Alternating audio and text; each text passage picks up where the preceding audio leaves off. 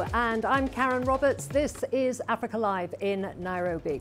We begin the bulletin in the United States, where US President Donald Trump says he will declare a state of emergency to fulfill his pledge to construct a border wall along the US-Mexico border.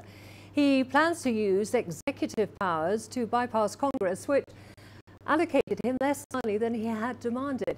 It goes through, this plan will see, if it goes through, this plan will see billions of dollars siphoned from federal military construction and counter-drug efforts for the wall. The move has already drawn criticism from different quarters. Democrats have already termed it as a misuse of power. However, it seems likely that Trump will not be deterred. Today, I'm announcing several critical actions that my administration is taking to confront a problem that we have right here at home. We fight wars that are 6,000 miles away, wars that we should have never been in many cases, but we don't control our own border. So we're going to confront the national security crisis on our southern border.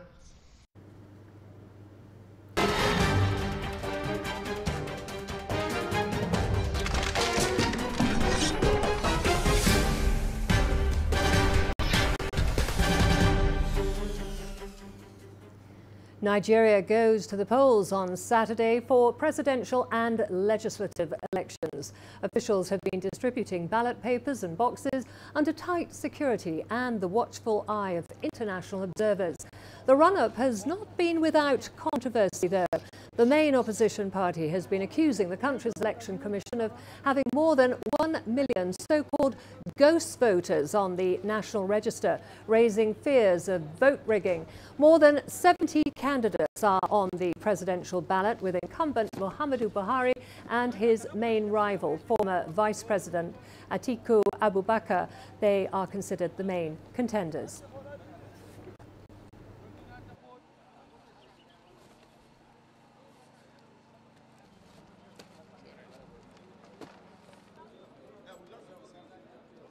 It is considered the most crucial election in West Africa, mainly because of the huge role Nigeria plays in ensuring stability in the sub-region.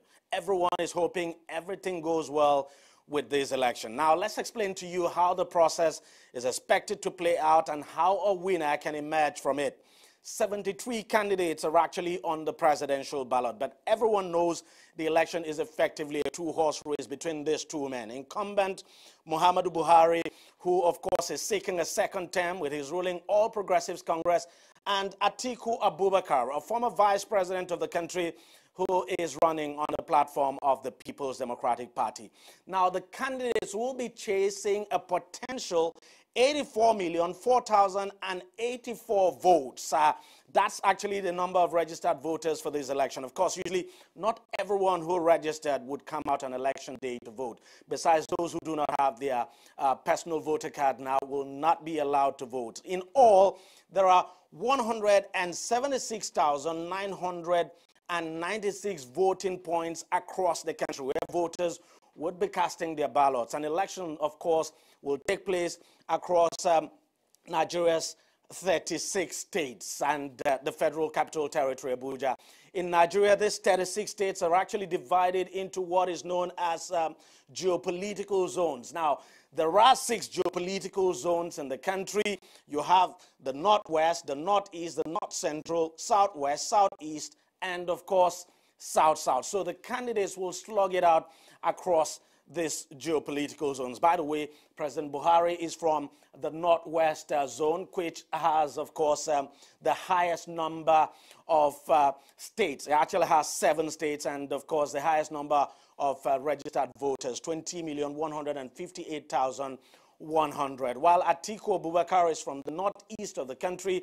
That part of the country, of course, has borne the brunt of the Boko Haram insurgency the most. Now, because they have the highest number of registered voters, the Northwest and the Southwest are considered extremely crucial for any candidate now aiming to win this election. Any candidate who gets a clear-cut victory in these 2 zones, these 2 geopolitical zones, may well be on the way to being elected president of the country. Now, let's look at how a candidate can emerge based on Nigeria's constitution and the electoral law of the country. First, the candidate must get the majority of votes cast, but that's not enough. The second is that the candidate must get 25% of the votes cast in at least 2/3 of all states of the country and the Federal Capital Territory. What that translates to is that a candidate must get at least 25% of the votes cast in 24 states of the country and the Federal Capital Territory. The reason for this is to ensure whoever emerges president gets the necessary spread of votes across the country. Now, in a situation where you have a tie between two candidates, then the Electoral Commission would have to call a runoff or a second ballot within 21 days of the first election. So that's how this presidential election is actually expected to play out. We now keep our fingers crossed to see who eventually makes it out among the 73 candidates vying for this important position. Deji Badmo, CGTN, Lagos, Nigeria. President Muhammadu Buhari made his final pitch late on Thursday, where he also vowed safety and full protection for foreign election observers. While the 2015 election was one of the most peaceful in Nigeria's history, other elections have been marred by violence. Buhari has assured a peaceful and credible election. Let me at this point reaffirm the commitment of the federal government to the conduct of free and fair elections in a safe and peaceful atmosphere. Just yesterday, I signed the peace accord alongside 72 other presidential candidates. I want to assure all Nigerians, the diplomatic community, and all foreign election observers of their safety and full protection. Any comments or threats of intimidation from any source does not represent the position of the federal government of Nigeria. In Yola, Nigeria's main opposition presidential candidate, Atiku Abubakar, promised prosperity, unity and development in Africa's most populous nation. The People's Democratic Party's candidate criticized President Muhammadu Buhari, who is seeking a second term. You know, when PDP governed this country, there was unity, there was prosperity, there was development, there was unity. When APC took over, it is unemployment, it is hunger, it is poverty, it is insecurity. Oh my God, let them go, let them go, let them go, let them go. Well, let's now go to Phil Ahaza, who is in Abuja, for an update for us. Phil, what is the latest on the preparation of the polls tomorrow? Oh, thank you for having me. Well, so far the mood in the country, taking it from the state capital, the federal capital, Abuja. Here, the mood is not as it was in 2015, where there was a lot of anxiety, tension. People are going about their normal business. In fact, in Abuja, for example, most of the public offices, business centers were closed today, and then others who opened closed very early. To go about to ensure that they are also prepared. I'm talking about the voters now. So indeed, Africa is ready for its biggest presidential election in history. I can say that because we have over 84 million voters expected to head to the polls tomorrow on Saturday, February 16th. And this day has been long anticipated. We're talking security, for example. Nigeria has, for this election, we have close to 120,000 polling units. Security personnel, talking about police officers now will be deployed, and we're looking at over 300,000 of them. That's about 2 to 3 in average in each polling unit. Now, there's an instruction for them not to be armed at the polling units, but we're going to see quite a lot of patrol vehicles going around to ensure there's adequate security. There's also been, on the part of INEC, there's been movement of sensitive and non-sensitive materials from the central banks across the state to the 774 local government areas to the polling units as well. Several states, making the announcement that they have received election materials. The ad hoc staff have also been notified of their, places to function. So indeed, yes, the country, I would say, is ready. The last minute crossing of T's and dotting of I's to ensure that we have one of the best conducted elections so far. And Phil, let's talk a little bit more about security. The federal government has ordered the shutdown of all land borders from noon on Friday to noon on Sunday. What does this mean?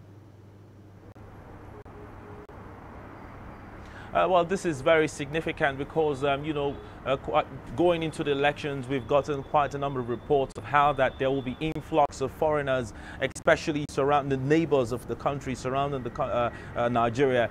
Talking about Niger, talking about Chad, talking about Cameroon and Benin Republic. They have land proximity with the country. So there's actually very, very there's need for the government to ensure that there's a shutdown of the borders. But what worries many is the fact that Nigeria has over 1,000 illegal land routes to the country, how the security operatives are going to be able to checkmate influx of foreigners to interfere or participate in the elections for tomorrow. That's still a question that we'll wait to answer when the D-Day comes tomorrow. Okay, thank you very much for that update. That was CGTN's Phil Ahaza there for us in Abuja. Well, thousands remain displaced by armed gangs in the northwestern state of Zamfara. They might not be able to take part in the crucial vote. CGTN's Kelechi Emekalam tells us more. This IDP camp in Anka local government area is now a home to more than 2,000 people driven out of their homes by marauding gunmen. The gunmen have been terrorizing rural communities in Zamfara state for the past 1 year, killing hundreds and displacing more than 30,000 people across the state. Among the displaced is Ibrahim Salau. He came face to face with the gunmen when they attacked his village. They hacked him several times. They took me to the forest and started attacking me with their machetes and sticks. I tried to fight back with my own cutlass, but they overpowered me and left. Ibrahim survived the attack, and his priority now is to be able to join millions of Nigerians in deciding who becomes their next leader. Displaced persons have not been able to vote in previous elections, but the Electoral Commission now says it wants to make it possible for them to vote within the safety of the camps. But most of the IDPs say they have not been told about voting here. Really, if I do not vote, I will not be happy because of my interest and participation in politics. So, if I don't get to vote, you see, I will not be happy. The fears of the IDPs in Anka is mutual to millions of others, most of them in the northeast, where an estimated 2 million live in camps and more continue to be displaced. To compound the problem, most of them lost their voter cards in the process of fleeing violence. Kelechi Emekalam, CGTN Abuja, Nigeria. Well, Nigerians in Ghana are keenly following the campaign trail back home ahead of the country's presidential polls. Ghana and Nigeria enjoy economic ties, and there's a large Nigerian community in Ghana. CGTN's Nabil Ahmed Rufai reports now from Accra. Obinna Ike repairs broken computers for a living in Accra's business hub. He says he moved from Nigeria to Ghana 10 years ago, looking for a better life. There in Nigeria, it's not easy for somebody to live life. Whatever you do is very hard. Obinna says he's keenly following the presidential campaigns back home. His business relies on cheap spare parts from Nigeria, and he says economic stability in Africa's most populous country is crucial for him. What we need is any good governor who will come as a good president to serve his people. But you make sure that he creates a job for the youth. The unemployment rate in Nigeria is 23%. So, many Nigerians like Dr. Albert Bayo, who's lived in Ghana for 30 years, emigrate looking for greater opportunity. But he hopes whoever wins the election will drive his country of birth forward. Any leader who will take Nigeria to promised land should be somebody who are ready to commit his own life to the people. But Nigerian experts currently in Ghana can only watch. Nigerians living in Ghana cannot vote by proxy in the upcoming polls. Nigeria's Independent National Electoral Commission argued it would cost the state millions of dollars. Africa's top oil-producing nation, Nigeria, has for many years struggled to fight corruption. And political stability in Nigeria has a direct impact on Ghana, which relies on it for much of its gas supply. But whoever wins, Ghana and Nigeria are expected to continue to try and boost ties. Irrespective of a change in politics or a change in the political situation in Nigeria, the bilateral relations between Nigeria and Ghana is going to increase. It will do very well. Like many Nigerians living in Ghana, Obina is hoping for credible polls. Nabil Ahmed Rufai, CGTN, Accra, Ghana. Well, let's now join my colleague Richard Ntar, who is in Abuja for us, and he's got lots more on what's happening in the Nigerian elections. Thank you so much, Karen Roberts. Well, thank you for all the viewers across the continent and around the globe joining us here for CGTN's continued coverage of Nigeria's elections. I'm Richard Ntar, live in Abuja. Karen, the Nigerian Electoral Commission says they are ready to conduct elections tomorrow. With that being said, the officials are ready. The presidential candidates are ready. The question that really needs to be asked is, are the Nigerian people ready? They go to the polls not only on Saturday, but also on the 3rd of March to elect their leaders. Kelechi Mekalam has more. Let's take a look. It's only hours before Nigerians head to the polls. The Electoral Commission has already begun distributing voting materials countrywide.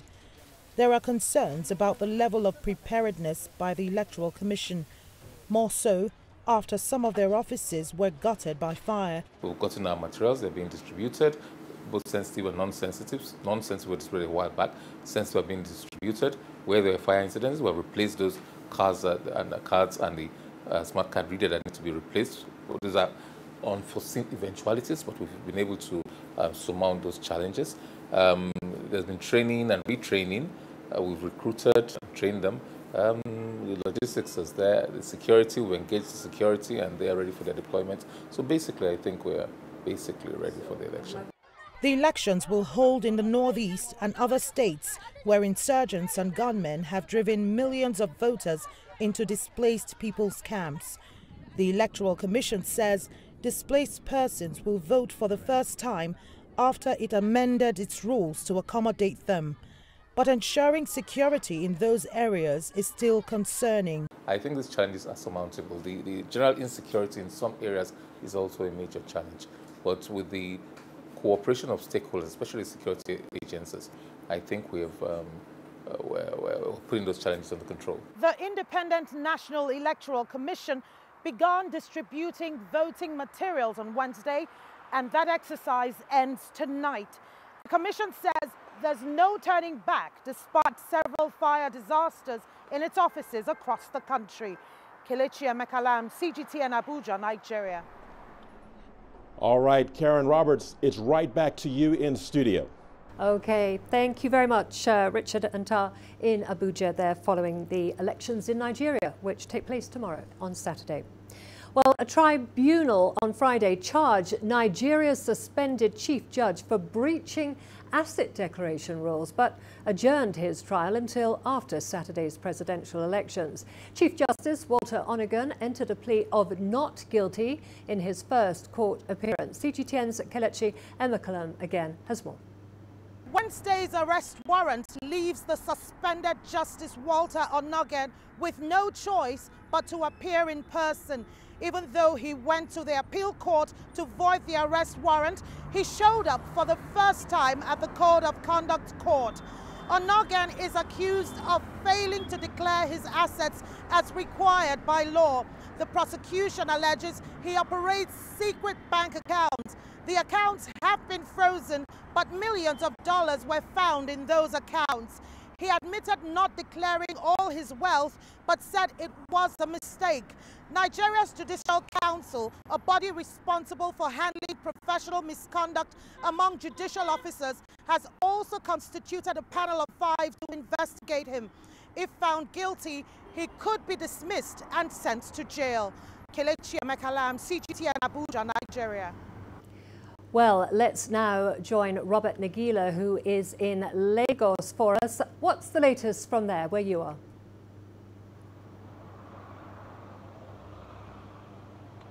Well, a very good evening from Lagos. As we speak, business, traffic, everything seems to be winding down as residents here begin preparations for voting, which kicks off on Saturday at about 8 a.m. in the morning.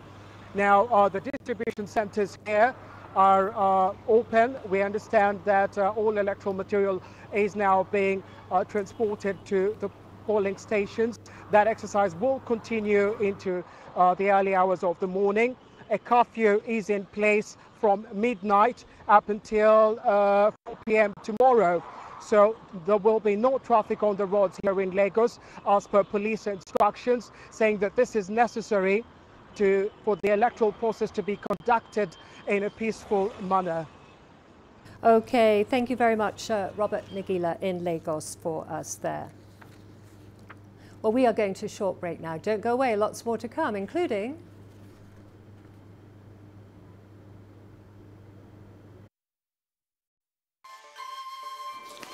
You don't find the stories of North Africa by sitting on the sidelines.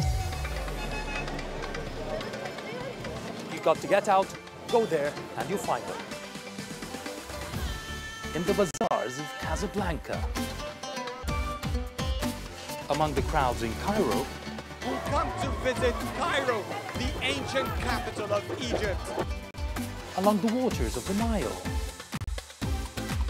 Along the sands of the Sahara. No one else will take you where we can in North Africa. No one else will show you what it's all about. CGTN, see the difference.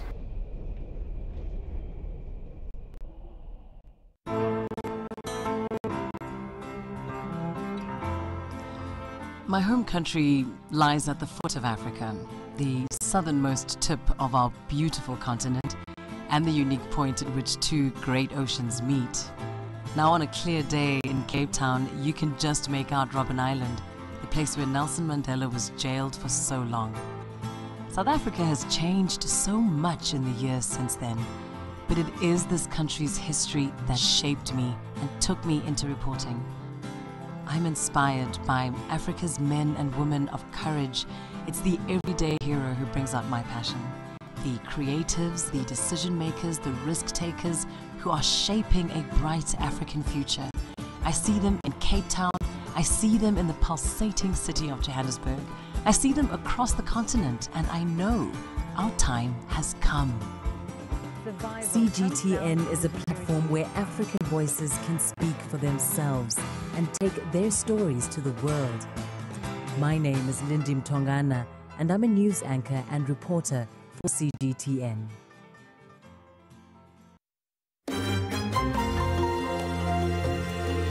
Africa Live. Find your voice.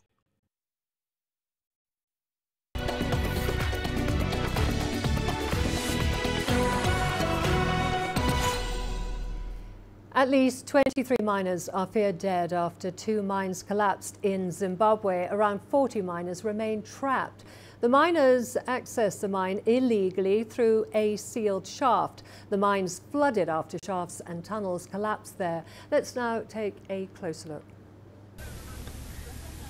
Heavy rain, collapsed shafts and tunnels led to these 2 mines collapsing. Located on the outskirts of Kadoma, Zimbabwe, the mines flooded with water.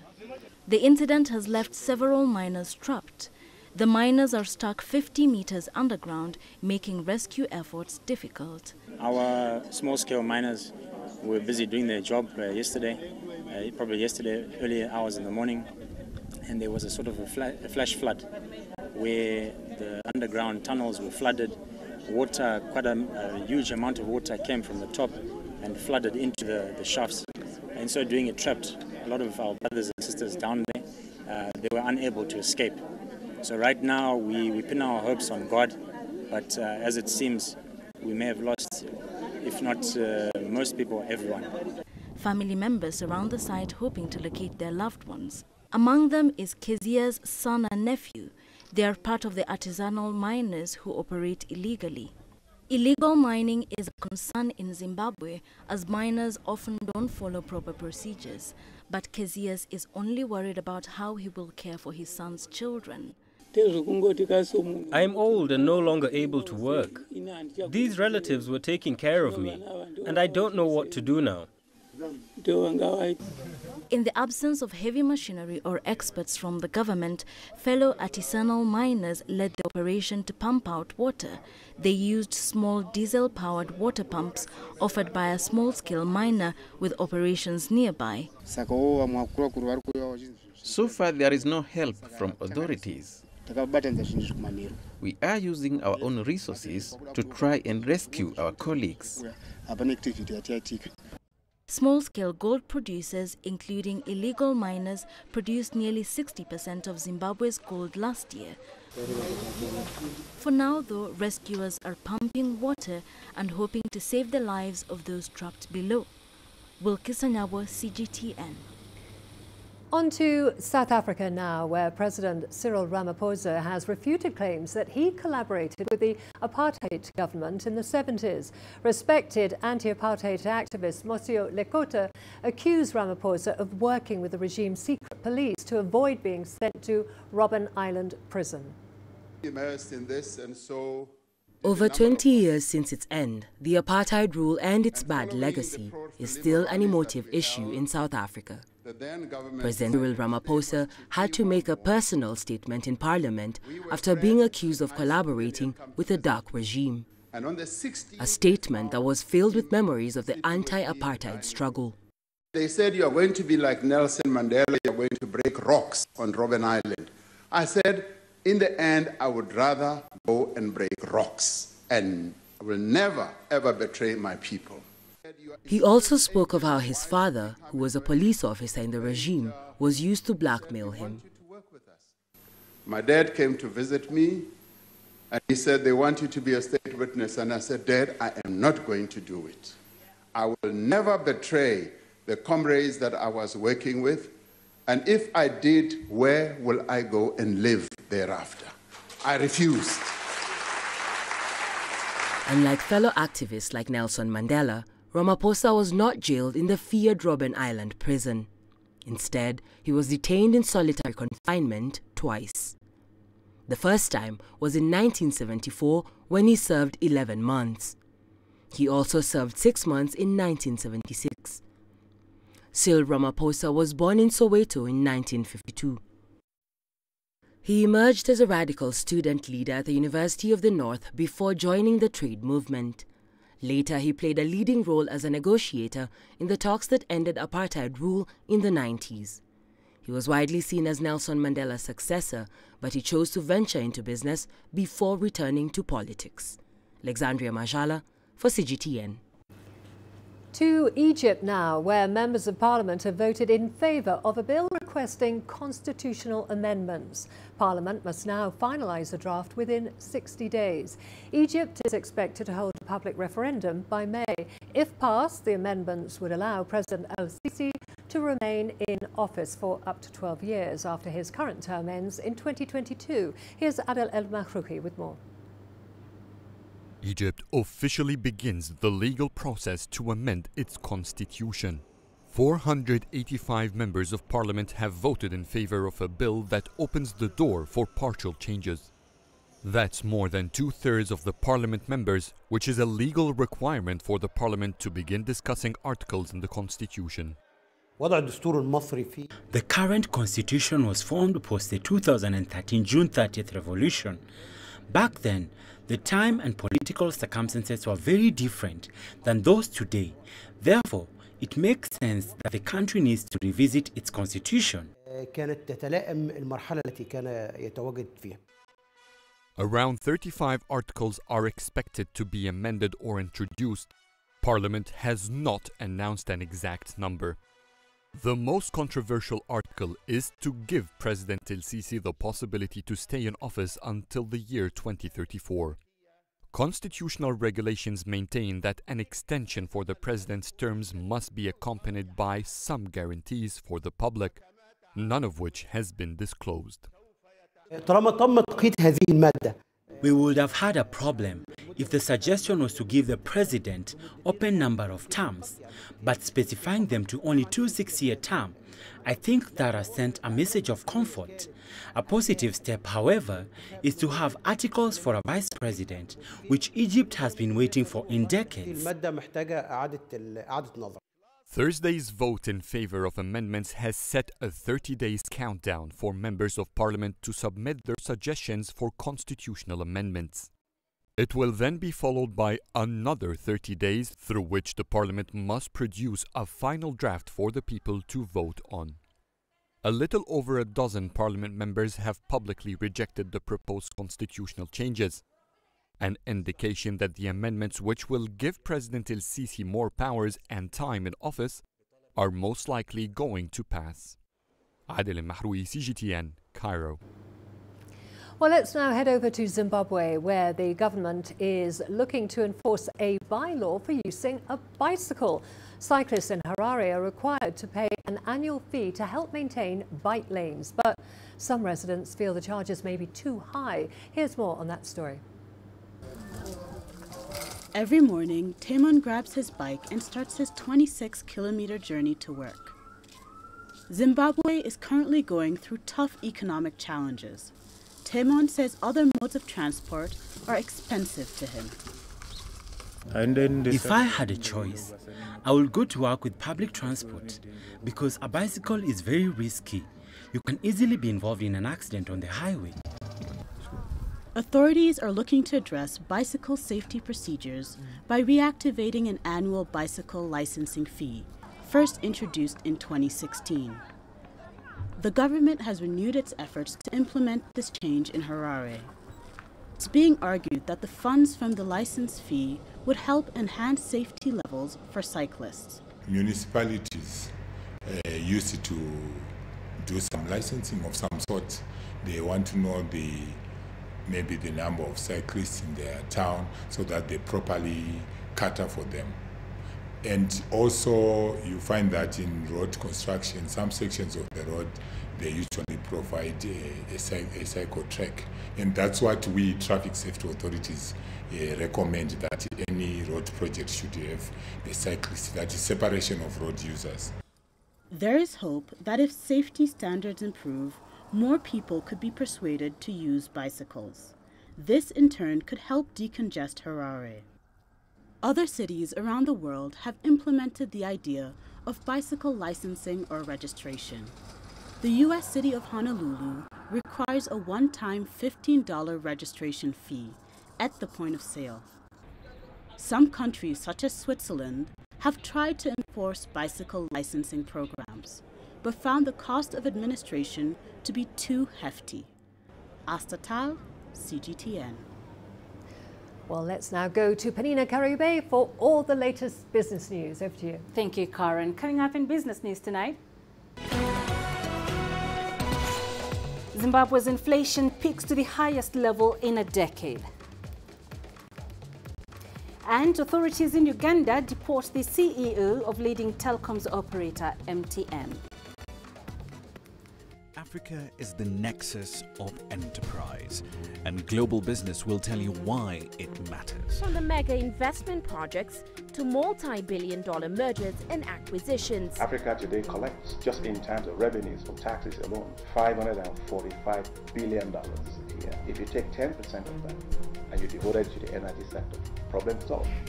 All this on Global Business, weekdays at this time on CGTN.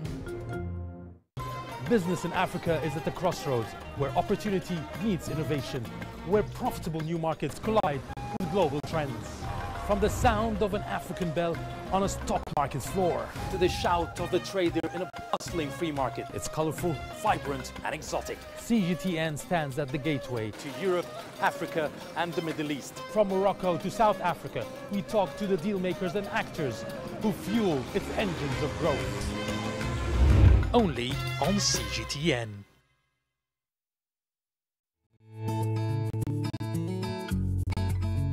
Africa Live. Find your voice.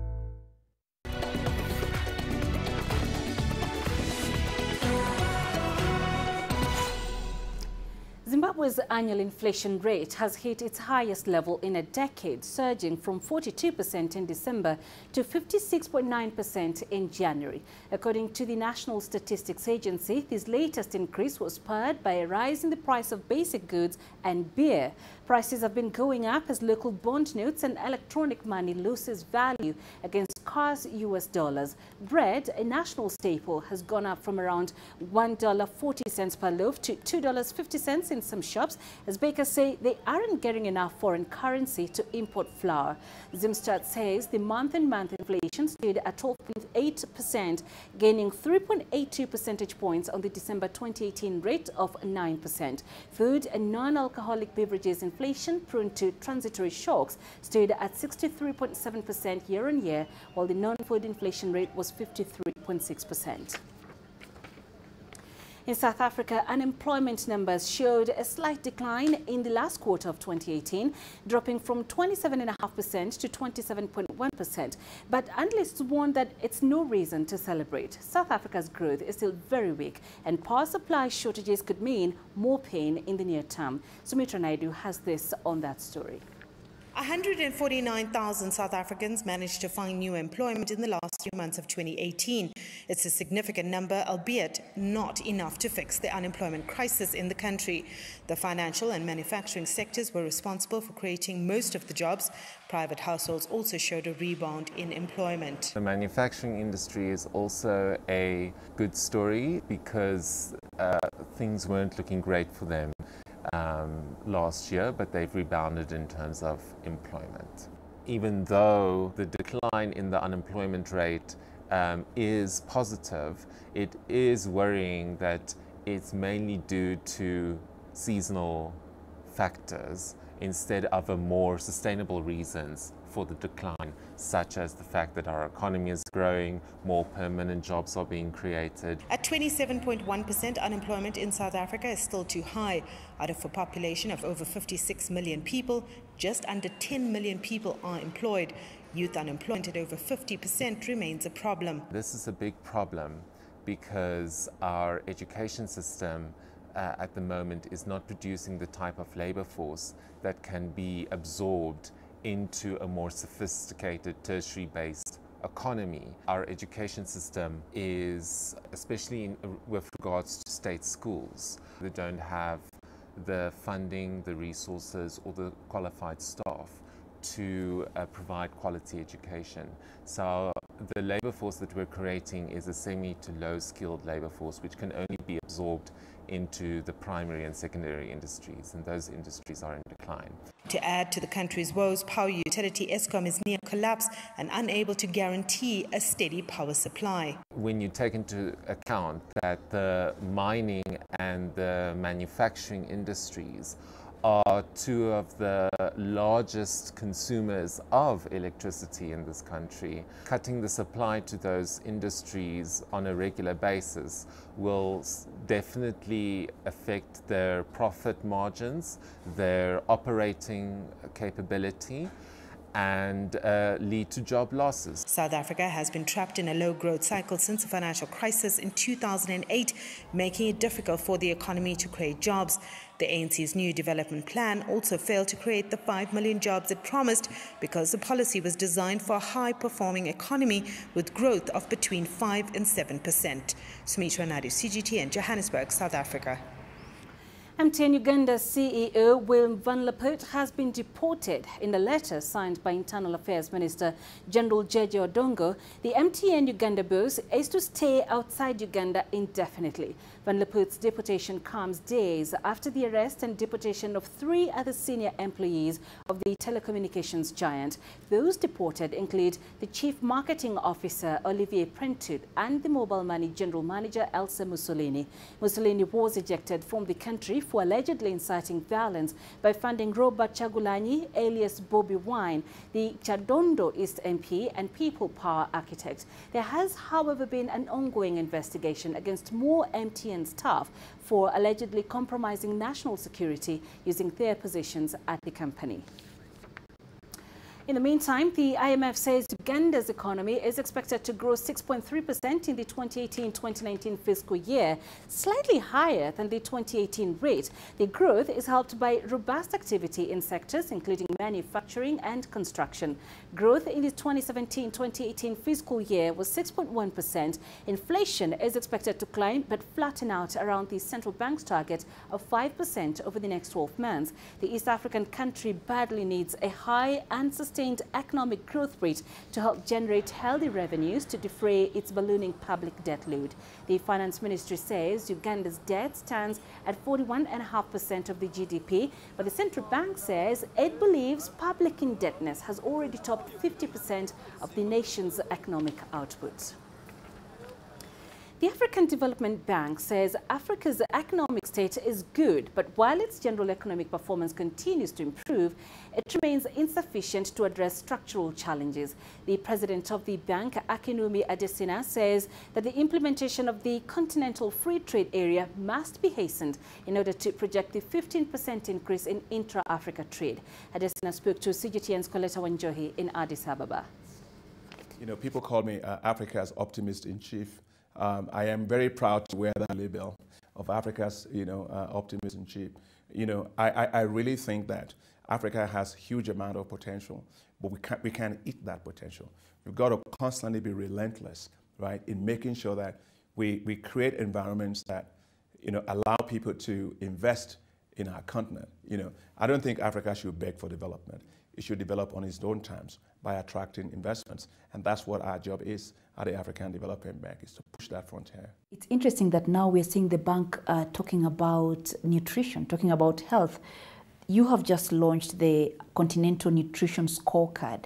How is this supposed to work? We don't really realize that, nutrition, it's not a social issue. It's an infrastructure issue, but it's just a different kind of infrastructure. It's a gray matter. It's a brain infrastructure. So when you have today's, 58 million kids in Africa, they are too short for their for their age, which means they are really stunted, And we account 22 out of the 24 countries globally that have stunting rates, that are above 40%. They are all located in Africa. No, that's not possible, because stunted children today are going to give you stunted economies tomorrow.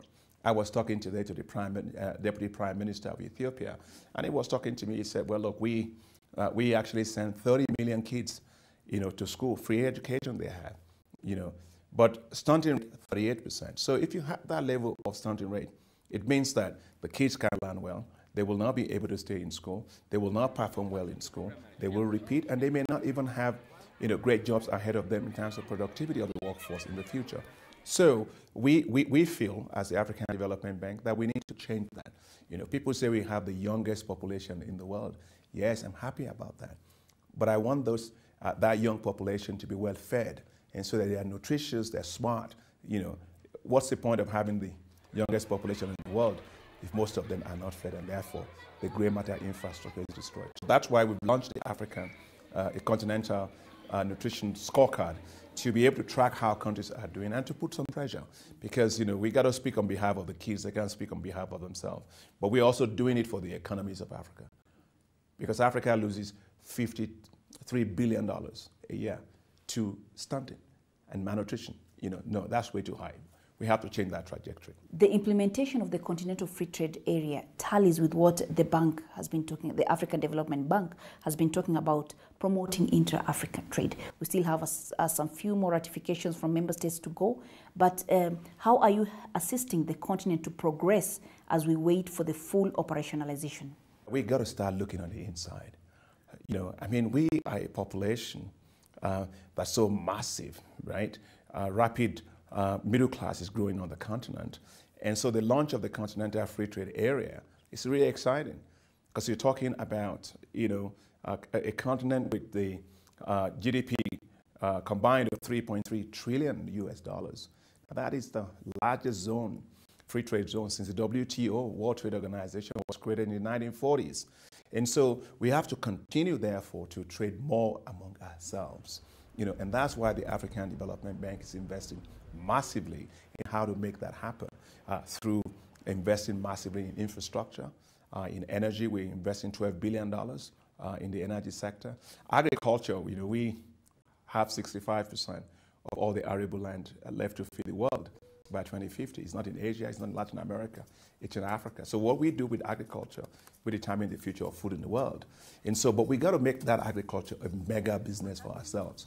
And that's why we are investing $24 billion in agriculture as a bank, and to ask Africa to add value to everything, from cocoa beans to coffee beans and to cotton, And so what we're trying to do is to make sure that we trade within Africa, but we trade value-added products among ourselves, not just trading commodities.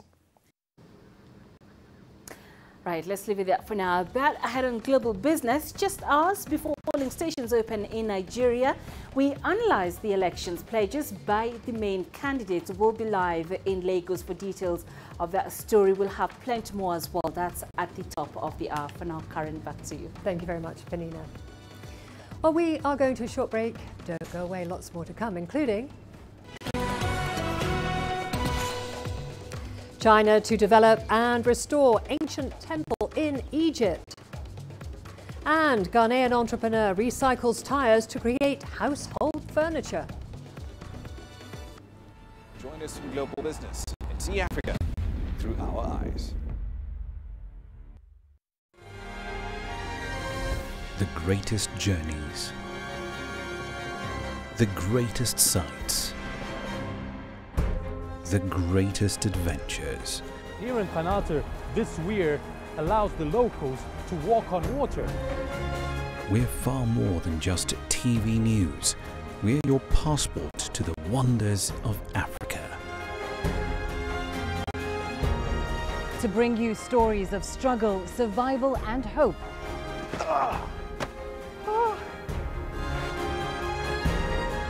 So let's explore.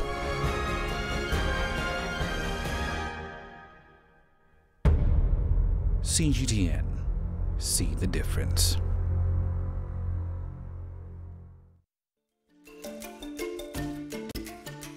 Africa Live.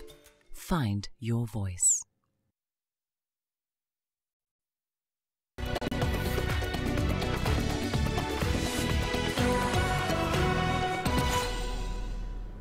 To Egypt now, where the first archaeological mission from China is working at an excavation site in Luxor, that's south of Egypt. A 5-year deal was signed between Egypt and China at the end of 2018 to develop and restore the ancient temple of Montu. Yasser Hakim has more. There are about 250 missions from around the world currently working on excavation sites in Egypt, and China is the latest to enter the field. Mustafa Al-Waziri has been overseeing the Sino-Egyptian Archaeological Cooperation for the last year. I'm very happy that last year the Chinese culture attaché with the ambassador, the Chinese ambassadors in Egypt, they had a meeting with me and the minister, Dr. Khalid Al-Anani, the minister of antiquities, and they were talking about the joint mission between China and Egypt. They said, we are planning to have a concession or a joint mission in Karnak. In their visit to Karnak, they start looking at the temple which is a bit to the north of Karnak. We call it the Temple of Montu. A team of 7 Chinese and 3 Egyptian scientists have been working on Temple Montu, the eagle-headed god of war. Montu Temple was built in the 14th century BC. For decades, the site has been abandoned, covered with grass and weed, and closed down. The 5-year Chinese mission hopes it can restore the temple to its original form and open the site for tourists. They had a very good plan. Number 1, to get rid of the wild grasses all over. Number 2, to make a sort of documentation in Montu Temple.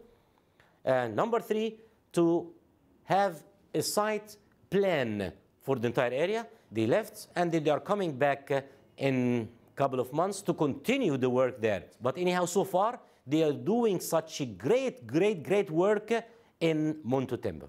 The Egyptian official told me Cairo would approve any request for other Chinese archaeological missions to work in the country. Experts say the experience from such overseas projects will benefit Chinese scientists back home as they try to unearth monuments from the Chinese civilization. Yes, Hakim for CGTN, Cairo. We head now to Ghana, where we meet a student who's giving discarded old tyres a new lease of life using fabric, glass and coloured materials. Jeffrey Yeboah is not just earning a living from his unique creations, but also creating employment for other young people. Here's his story. Agile hands and a firm sight on the final product. This is what Jeffrey Yeboah relishes in his quest to create unique designs for his clients. Yeboah uses old discarded tires, which he collects from the dump site, to create his designs. It is a self-taught skill that earns him a living, apart from sustaining him in university. I love my job. I love what I do. It's the best thing I ever did for myself. If not for anything at all, I feel I'm part of a problem-solving community. I mean, I'm taking car tires off the streets. I'm taking car tires from gutters. I'm stopping car tires from being bent. Yeboah uses social media to advertise his products, which he sells at between $30 and $250 US. The only exciting part of it is that it's made in Ghana, and I want to buy it to, promote our products. The vision for this business is big, is wide. So I look at the broader picture, not what I'm facing now. Sometimes I wake up with no money at all in my pocket. I've used every money to buy ropes, and since I'm training people, there are some material that I will do that I will never sell them because I was just training people with it and all that. So at the end of the day, I will not get anything, but nothing stops me. He is therefore looking for more funds to expand his business, a business that rides on tires that run no more. Wilkis Anyabo, CGTN.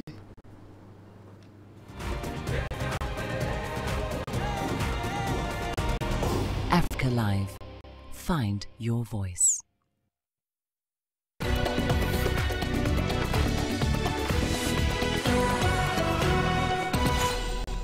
We begin with athletics news. The athletics governing body has denied it will tell a court that female athletes with high testosterone levels should be classified as male. World and Olympic 800-meter champion Caster Semenya is challenging a proposed IAAF rule that aims to restrict the levels of testosterone in female runners. The IAAF intended to bring in new rules on the 1st of November last year, but put that back to the 26th of March to wait for the outcome of the legal challenge from Semenya and Athletics South Africa. The rules that Semenya is challenging will apply to women in track events from 400 metres to the mile and require that athletes have to keep their testosterone levels below a prescribed amount for at least 6 months prior to competing. To African football news now. Nigeria and South Africa will be facing off in the third-place playoff for the ongoing Under-20 Africa Cup of Nations. Both teams have booked their spots for the Under-20 FIFA World Cup in Poland later this year. And the two sides will but only be playing for pride, as CGTN's Mahia Mutoyua now reports. The stage is set ahead of the 2019